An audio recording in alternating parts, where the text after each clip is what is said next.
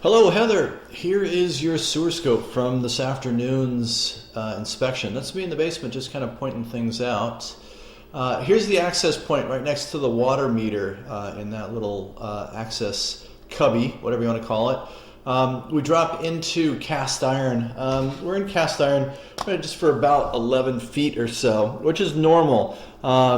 That's going to get us to about here, and we're probably at this point on the other side of the foundation wall, and we drop into clay, and there are roots there, most likely from that spruce tree at the front of the house. You've got some root growth there, again, a little bit, but then once you get out a little bit further, we stop seeing roots, probably because there's no trees or vegetation around there to grow in as we get closer to the street and then in the street. Now, if you see my distance counter there on the top right of the screen, that's going to vanish. There you go. For some reason, who knows? Gremlin in the system, whatever. So I lost the counter. So what I'll do is I'll get all the way out. I will pull all the way back. And then I'll go forward again, and that way I have the counter for the full distance, which is right about 75 and a half feet or so. The clay, other than those roots back there in the beginning, is in pretty good shape. There is one big question mark at the end of the pipe that I'll show you. But beyond that, so all the connection points between these short, probably 4-foot lengths of pipe are really good. You worry about big offsets or lips. You worry about separation. You worry about cracks at the connection point.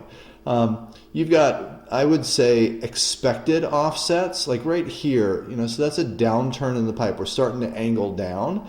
So you're going to get a little bit of visibility to the other section of pipe, right? In that, if you can just picture it, two sections, one's angled down. Here's the city connection, and yeah, so that's a crack. Now the big question mark is whose responsibility is that, right? We are literally right at the city connection. Is that the city pipe or is that your pipe? I know that this pipe has been looked at a number of times before.